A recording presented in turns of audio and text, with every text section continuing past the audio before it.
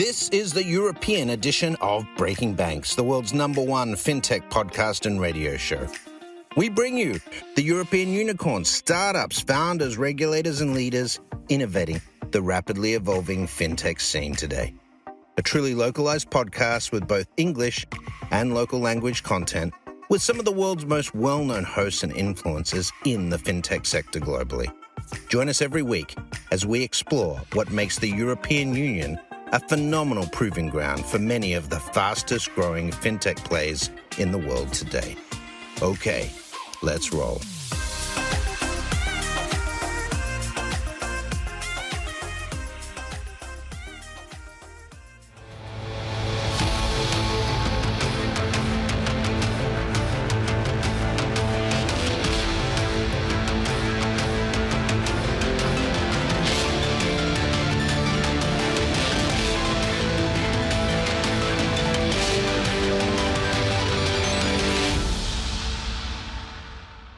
Buongiorno a tutti, I am Paolo Sironi, your monthly host for the Bankers Bookshelf.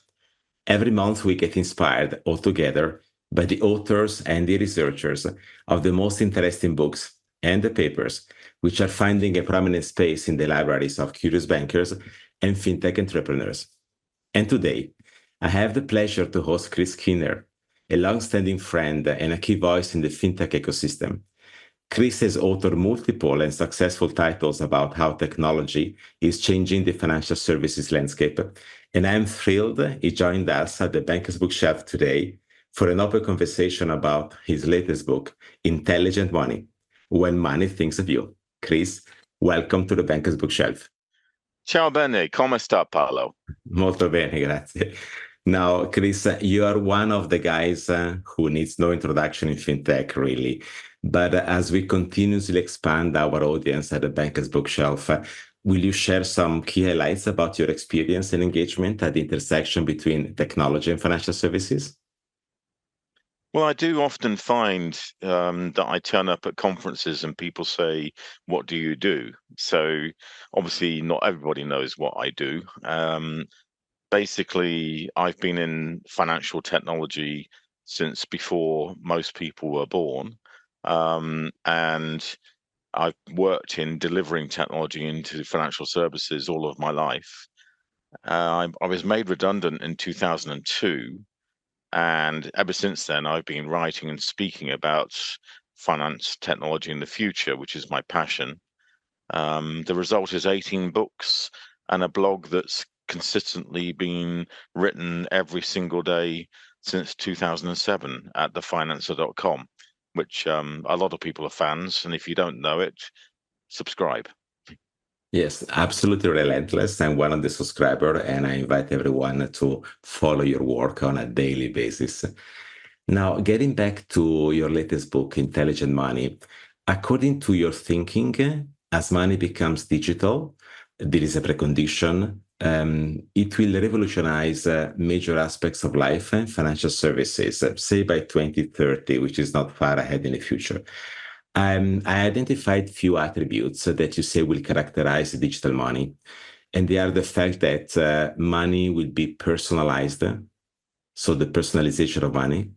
Second, the individualization on currency and its usage, discussions possibly around CBDCs, the automation of investing and risk management, and the resulting simplification of life experiences. So personalization, individualization, automation, and simplification. Now, this book actually is about centralization versus decentralization, is about fiat versus digital, is about local currencies versus global CBDCs, and actually much more. And as always with your work, enjoyable to read and learn from. Now, among the key messages, I guess the most critical aspects of this book are the interpretation about how money can become intelligent, which requires it to act digitally and somehow artificially. So now a lot of concepts that I put together in my intro, so we can start. First of all, two key areas where you did a book, AI and democratization. Can you describe them? Yeah, I mean, your introduction there has shown there's an awful lot of areas that we're trying to delve into.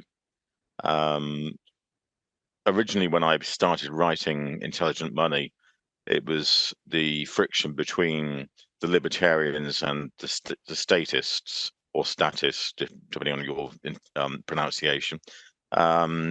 Centralization versus decentralization, the democratization of money, and what does that mean versus fiat currencies, as you mentioned.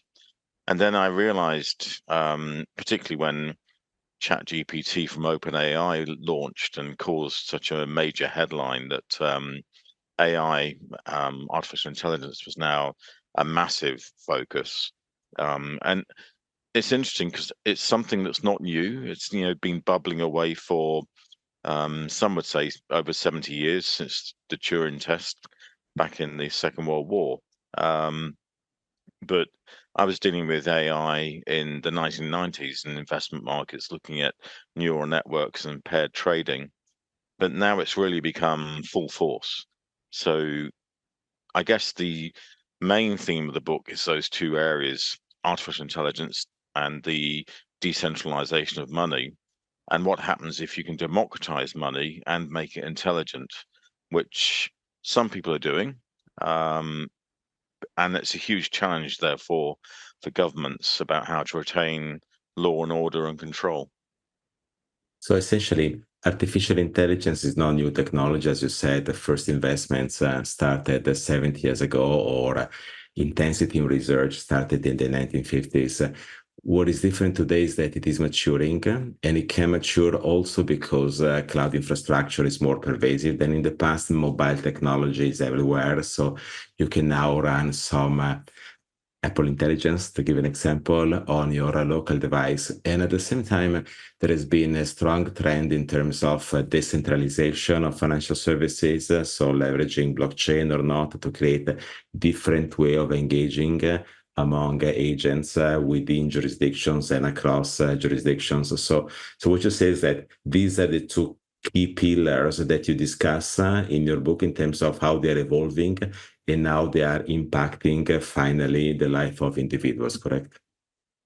Yeah, in this book, most definitely that is the focus, which is AI and crypto, I guess.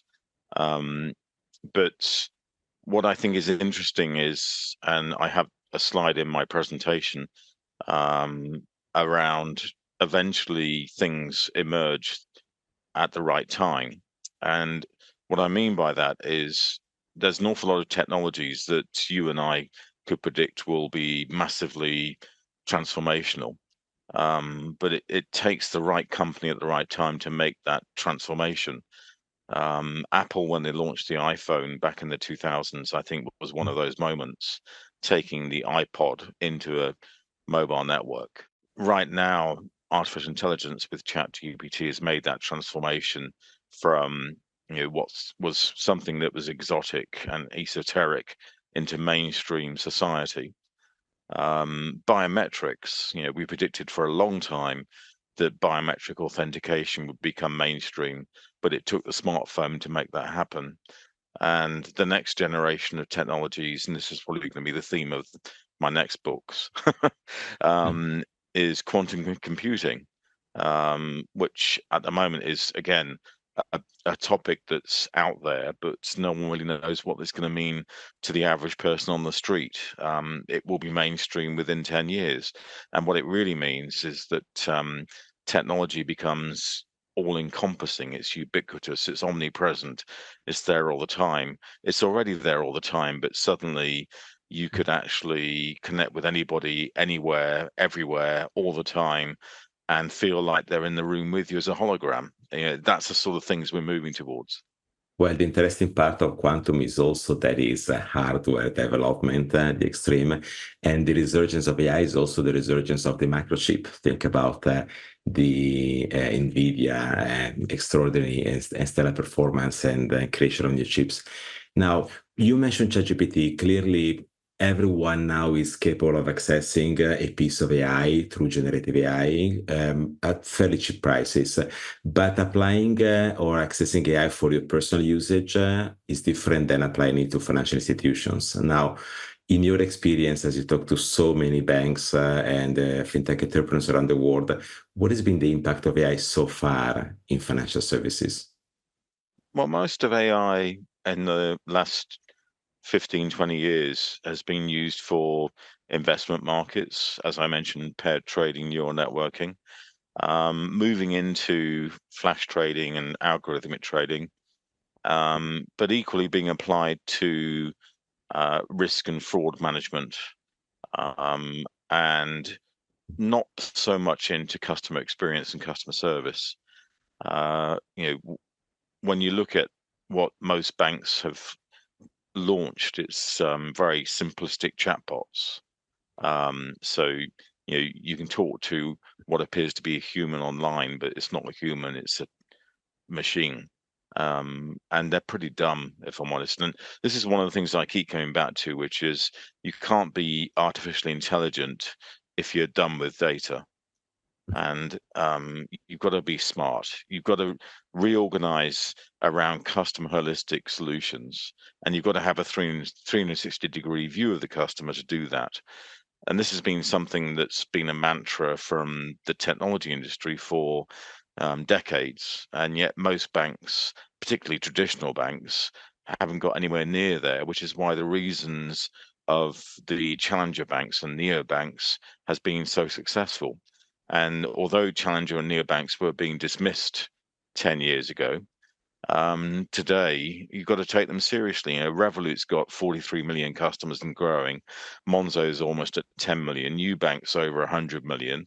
And you can't ignore these guys anymore. And the reason why they're successful is they're using intelligence with data, which is not what traditional banks do. So if you're done with data, you've got to get smart. Yes, absolutely. I was actually sitting with the friends at Nubank just a few days ago discussing their strategy and how they intend to tackle new markets, starting from the Brazilian operations. Now, data architectures precede AI architectures. I also agree. In a recent research published by the IBM Institute for Business Value, we surveyed 600 bankers worldwide with responsibility on data and AI, and we asked them where they see more value in terms of application of generative AI to business domains. 32% say the largest cohort said risk and compliance, which security, then client engagement, and then we have IT development and other functional areas. Some examples that you can give us on where you see some good applications of AI in financial services. I guess my favorite one is actually now quite a long time ago, 2017, when it was announced that JP Morgan Chase can process contracts with commercial clients in 1 second that historically would have taken 360,000 hours of lawyers' time. And so basically the AI is just connecting and analyzing the wording in contracts, which previously lawyers would do. And the reason That why I means like that AI headline, is as evil as a lawyer. well, the reason why I like that headline is you can get rid of 1,500 lawyers, and getting rid of lawyers seems like a good idea. But it really comes down to um, automating the mundane and augmenting the human. And I find it really interesting that a lot of people are so worried about what AI means for the future of humanity that we're running scared of it. And so, it's a lot to do with the entertainment and media. The future is Cyberdyne Systems and Terminator, or is it Joaquin Phoenix and Scarlett Johansson in Her, which is a great movie if you haven't seen it. We fall in love with the operating system, or the operating system kills us. What's going to happen in practical use in financial services, as I mentioned, is a lot more analytics around behavioral analysis. And so I remember when I visited with Alipay in China that they look very carefully at the risk of a payment not being normal using AI in their systems architecture. And one of the things I love about Alipay, and the reason why I keep talking about them, is they regenerate their systems every 3 or 4 years. And so when I was there, they were just on their 4th generation of systems. And it was all about using artificial intelligence for analytics around fraud. Whereas now they're in their 5th, starting on their 6th generation of systems, which are scaling to 2 billion users, processing over 1 million transactions per second, and everything bulletproof, robust, and resilient thanks to AI. So for me, that's one of the best examples of a poster child of where we're going. This conversation ties well with the next episode of the Banker's Bookshelf. I anticipate to the audience will discuss artificial general intelligence, or maybe not, discussing the book Machines Will Not Rule the World. So stay tuned with us. We continue with Chris, but linking well to the next episode. Now, reading your book, Chris, I enjoyed every page. But the very beginning is also, I would say, super entertaining, because you talk about speaking at a conference some years ago in New York, if I remember well, in front of a bunch of libertarians, that's how you call them, or Bitcoiners in essence, and expressing your views about centralization, decentralization, the need of government for exchanging money. Your mind changed since then. Clearly, you survived that conference. I did, but the libertarian audience hated me because they thought I was a statist by saying that you cannot have money without government. And as my thoughts have evolved over the 15 years, I realized that they didn't understand what I meant, which is you cannot have money without government. But the question is, who is the government? And they assumed I meant the Federal Reserve or the Bank of England or the European Central Bank or the People's Bank of China, et cetera, et cetera. That's not what I meant. I meant that you've got to have trust to exchange value, and money is the value that we exchange, and the government of that value that we exchange is the one we trust. So the question really is, who do you trust? And the libertarians trust the network, they trust the internet, they trust the majority of the people. And that's fine as long as it works. And if it breaks, you've got to have a different form of trust, maybe in a central bank, maybe in a government. But I think what's interesting, and this is actually one of the big themes of the book, is the breakdown of law and order and control. I think central banks, governments, and national states have a big issue because we've moved into a global network of the people, which is very different. And how you apply control to a global network that's outside the central government is a huge challenge. Now, there are developments that's trying to address that issue, but the only way in which you can control the people is if they are within your national borders and national controls. And that's what I think is broken.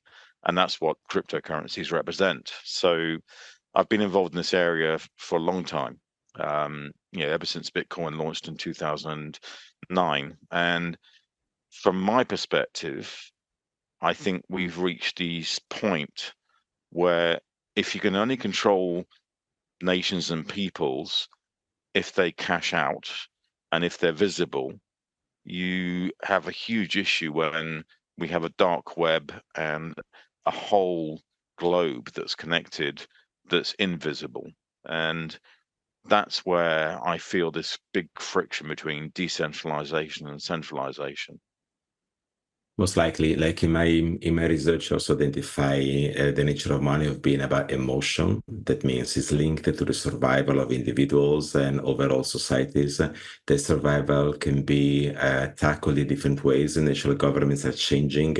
The scope borders are less defined as in the past. So they may dictate for different solutions to make sure that the trade-off between privacy and the need for survival is found in hopefully the most enriching way for the individuals.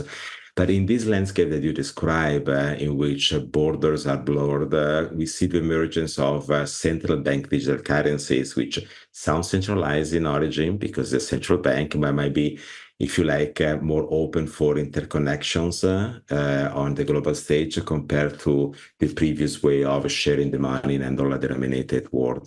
So do you believe that CBDCs are effectively happening beyond the research and the headlines? And if yes, why? Yeah, I mean, CBDC, central bank digital currencies, is the hot topic in almost every country and economy. It's particularly being developed across China and Europe. The Bank of England's made various commitments to doing something, but they haven't actually said what they'll do yet. The digital dollar is under discussion. And a lot of people wonder what we actually would need those for, in that at the moment we have the reserve currency of the world, the US dollar, which can be exchanged digitally, but also physically.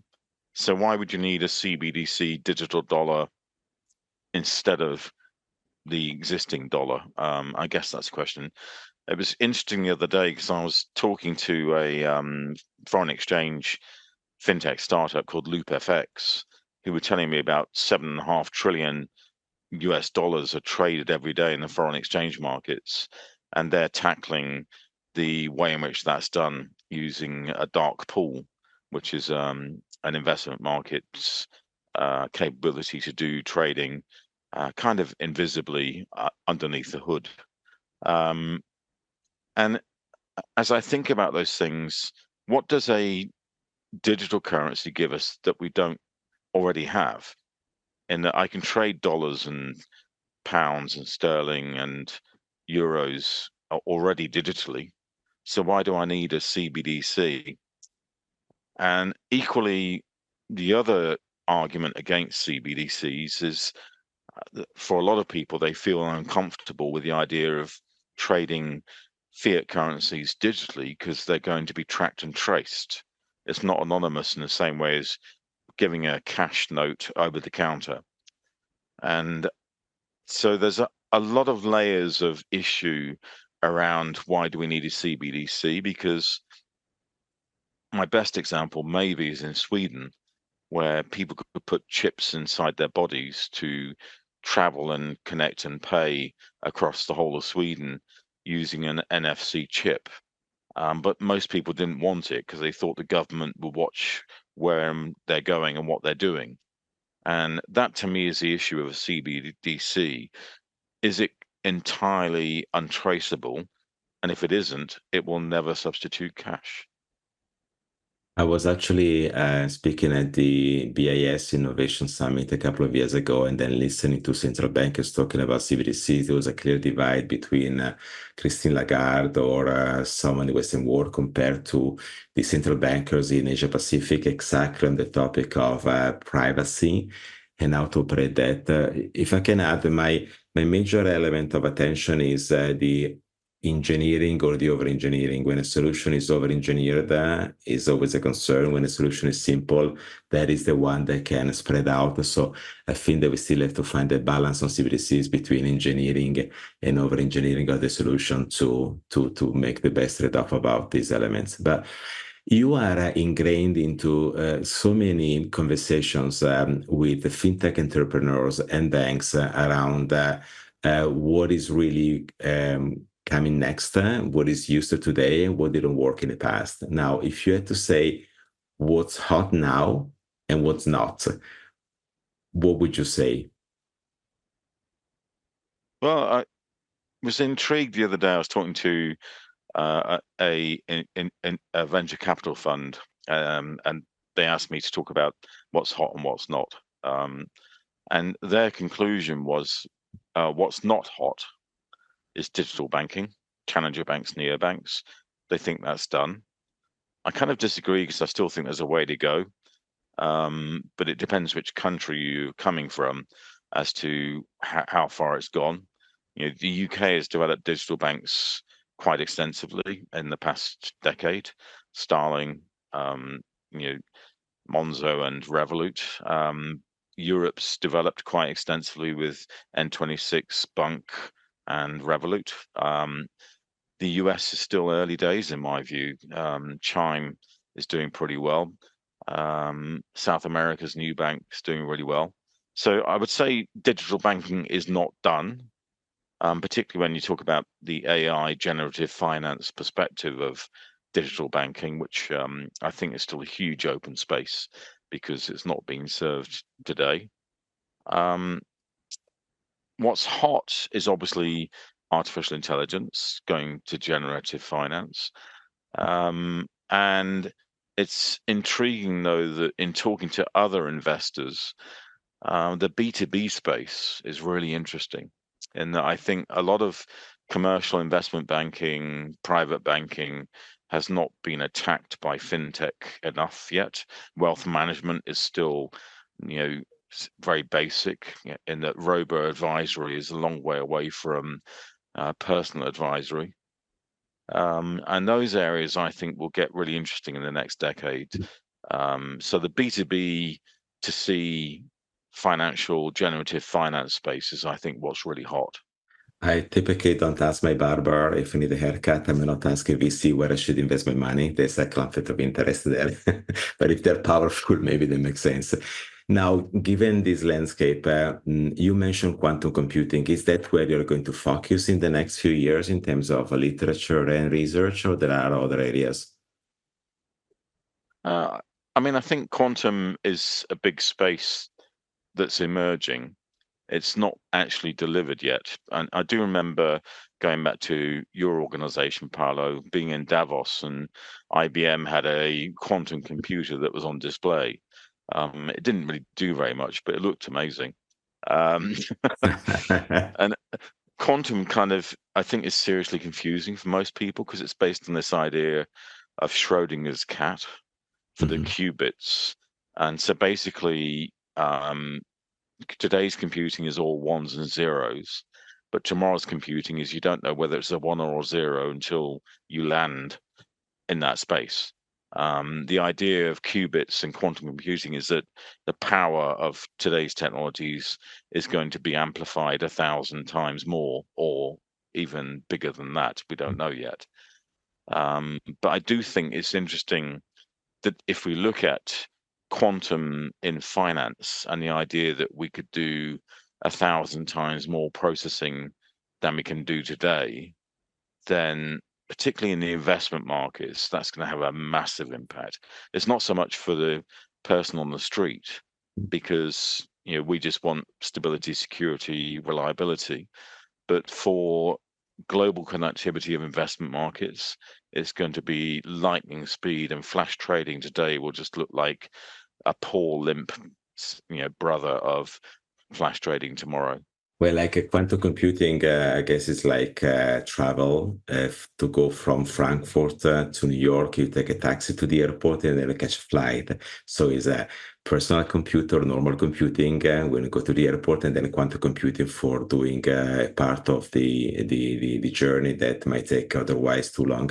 An interesting field of research now is the intersection between AI and quantum, which is primarily how quantum can add value to the AI process when the computational element becomes too intense to resolve some of the intricacies of looking at large complexities in terms of data sets. And I'm sure that the researchers will come out with more entertaining and engaging solutions anytime soon as the technology is effectively evolving. Now, one thing that you're also famous for, at least for people that know you well, is the Captain Cake. So Chris Skinner is not just a guy for serious topics like fintech, technology, banking, but also children's books, which, by the way, are serious enough. Children education is a serious topic. Can you explain a little bit about your piece of literature here and what it is all about? It's a fairly silly thing, but during the pandemic, I sat down with my two boys who are twins and at that time 4 years old. And I got fed up reading them Julia Donaldson and David Walliams and Winnie the Pooh and general stories. So I said I'm going to tell you a story about Captain Kirk. and they misheard me and said, "Oh, Captain Cake," and that sounds great. Yeah. So I started telling them a story about Captain Cake and the Candy Crew, which includes Lieutenant Chocolate, Sergeant Jelly, and Private Potato. And Private Potato, to be clear, is the only one of the crew that actually can engineer the ship, but has no special powers. The other has powers of throwing jelly, cake, and chocolate. And my publisher said, I love this idea of diversity and teamwork and friendship and loyalty. And it became 5 books, which are out there now. You can get them on Amazon, and completely changed some of the ways in which I think and work. I'm sure that these stories about diversity, teamwork, and success are not just good for kids, but for banks as well. So I invite everyone Well, to read them. If you actually go to my website, you'll find I've got Fintech for Kids as one of my free books. You can download the PDF, and it explains fintech at the level of the average CEO of a bank. So tell me if I'm right. Your website is chrisskinners.global. Yep. That's where people can find your work. chrisskinner.global and thefinancer.com. Good. And your literature, and especially Intelligent Money, is on Amazon as well. Yep. Okay. So Chris, thanks very much for this interesting conversation and highlighting key parts of your thinking and your literature. And I invite everyone to stay tuned for more, because more episodes are coming on the Bankers Bookshelf about the interesting books and researchers. Now, it is clear by now that the Bankers Bookshelf is an incredible opportunity to evolve our critical thinking altogether. We get inspired by authors like Chris Skinner of the most interesting books, papers, and publications, which are finding their prominent space in the libraries of curious bankers and fintech entrepreneurs. That's how we can make better informed business decisions. Arrivederci, and enjoy the Bankers Bookshelf jingle.